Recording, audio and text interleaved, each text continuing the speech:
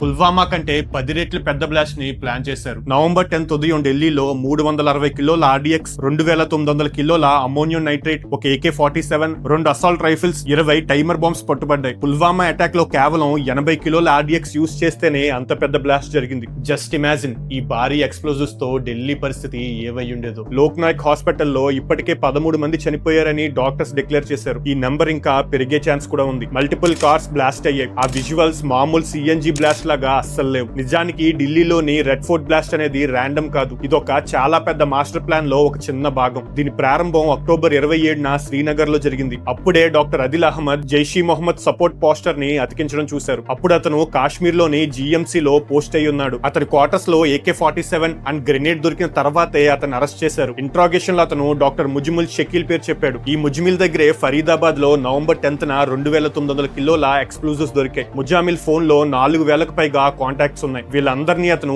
ఎలిజిడ్లీ recruit చేస్తున్నాడు. అలాగే interrogation లో మరికొంతమంది కశ్మీరీ డాక్టర్ల పేర్లు బయటకు వచ్చాయి. డాక్టర్ ముజామిల్ అరెస్ట్ అవ్వగానే డాక్టర్ ఉమర్ మొహమ్మద్ తన I-20 కార్ తీసుకుని ఫరీదాబాద్ నుంచి పారిపోయాడు. బార్డర్ క్రాస్ చేసి ఢిల్లీ వచ్చాడు అండ్ ఆ సాయంత్రమే సూసైడ్ బాంబ్ బ్లాస్ట్ చేశాడు.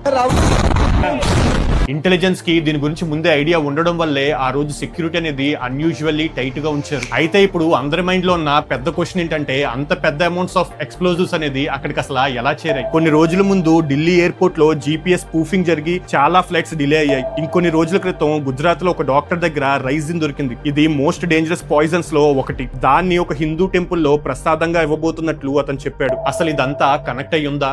ముగ్గురు ఎడ్యుకేటెడ్ డాక్టర్ల దగ్గరే ఇంత పెద్ద కుట్ర బయటపడితే ఇంకా మన దేశంలో ఎంతమంది స్లీపర్ సెల్స్ ఉన్నారో మనం ఊహించలేం కూడా. Nobel peace prize winner Malala Yousafzai చదువు టెర్రరిజాన్ని అంతం చేస్తుందని చెప్పారు. కానీ ఇప్పుడు మన కళ్ళ ముందు కనిపిస్తున్న ఒక న్యూ ట్రెండే ఈ వైట్ కాలర్ రాడికలైజేషన్. ముగ్గురు ఎడ్యుకేటెడ్ డాక్టర్ల దగ్గర బయటపడిన ఈ వైట్ కాలర్ కుట్ర అనేది ఎక్కడితో ఎండ్ అయిందా, లేదా ఇదే అత్యంత ప్రమాదకరమైన ఒక కుట్రకు స్టార్టింగా?